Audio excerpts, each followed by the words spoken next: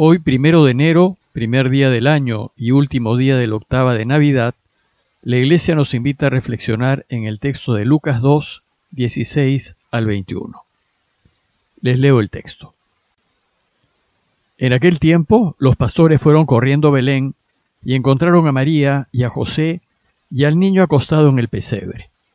Al verlo, contaron lo que les habían dicho de aquel niño. Todos los que lo oían se admiraban de lo que les decían los pastores. Y María conservaba todas estas cosas, meditándolas en su corazón. Los pastores se volvieron dando gloria y alabanza a Dios por lo que habían visto y oído, todo como les habían dicho. Al cumplirse los 8 días tocaba circuncidar al niño, y le pusieron por nombre Jesús, como lo había llamado el ángel antes de su concepción. La Iglesia celebra el inicio del año calendario con la solemnidad de Santa María, Madre de Dios.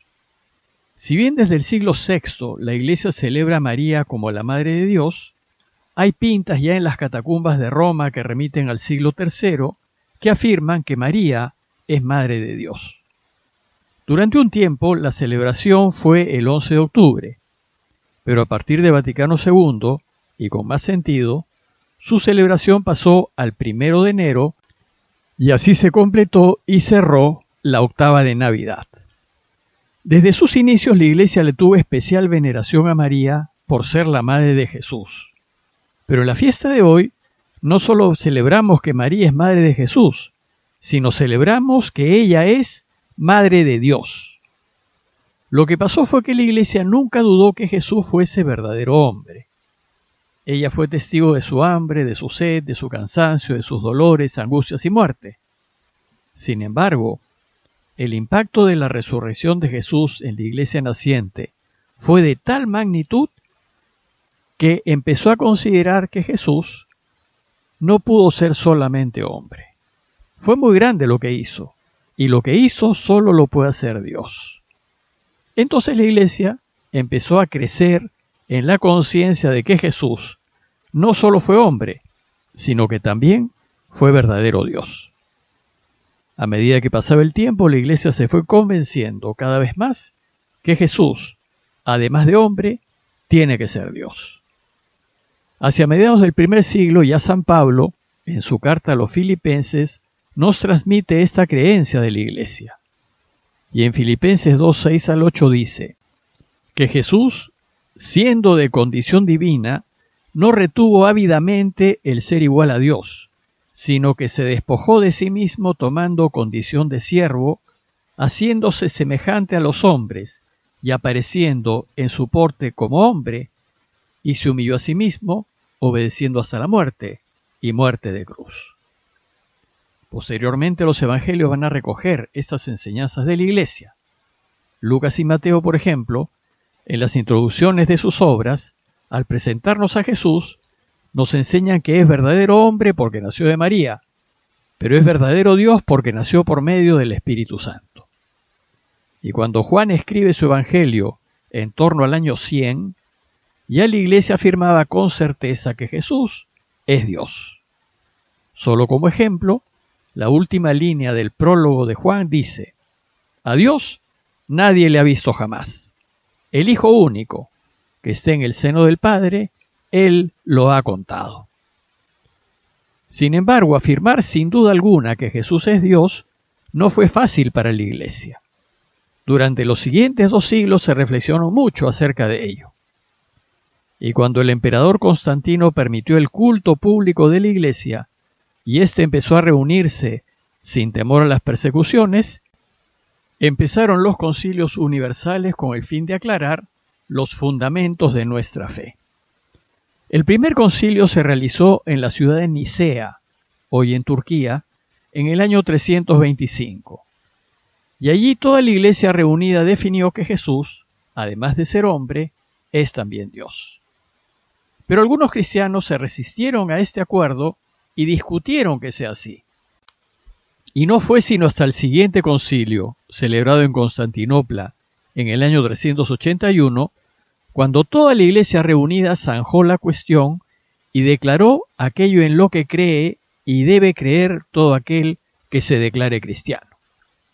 De este concilio salió el credo largo que proclamamos los domingos y que afirma que Jesús es Dios de Dios, luz de luz, Dios verdadero de Dios verdadero, engendrado, no creado, de la misma naturaleza del Padre.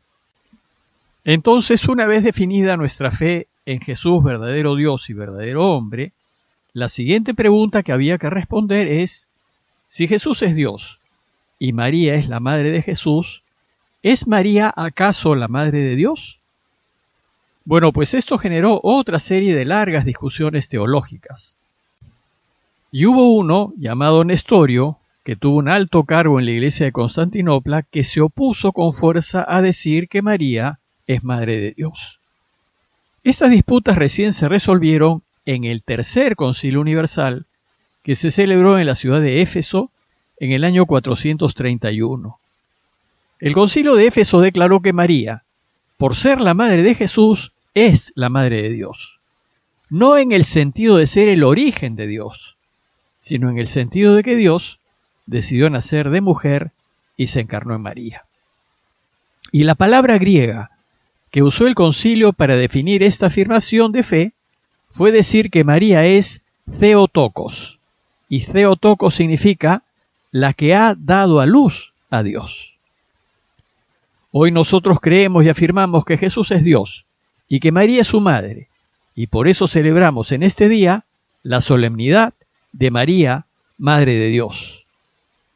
El texto que la Iglesia nos propone para meditar en esta afirmación de fe es muy tierno. Primero nos presenta una imagen de la familia. Dice el texto que los pastores, a quienes los ángeles les habían anunciado que les había nacido un Salvador, el Mesías y el Señor, fueron corriendo a Belén y encontraron a María y a José y al niño acostado en el pesebre. Solo están María, José y el niño en el pesebre, en una gran sencillez y naturalidad. Nada de fuegos artificiales, ni publicidad, ni tumulto. Dios es discreto y actúa sin hacer ruido. Esta escena la completa un grupo de pobres pastores que fueron a contemplar al Dios hecho hombre en ese recién nacido. Dice el texto que al ver al niño, los pastores contaron lo que les habían dicho de aquel niño. Y lo que el ángel les había dicho es: no teman, pues les anuncio una gran alegría, que lo será para todo el pueblo. Les ha nacido hoy en la ciudad de David un Salvador, que es el Mesías, el Señor. Y luego apareció una multitud de ángeles que decían: gloria a Dios en las alturas y en la tierra paz a los hombres, en quienes Él se complace. Parece que nadie más en la región se enteró de esto, y Jerusalén está solo a 10 kilómetros de Belén. Solo se enteraron aquellos que ansiaban la liberación de Israel.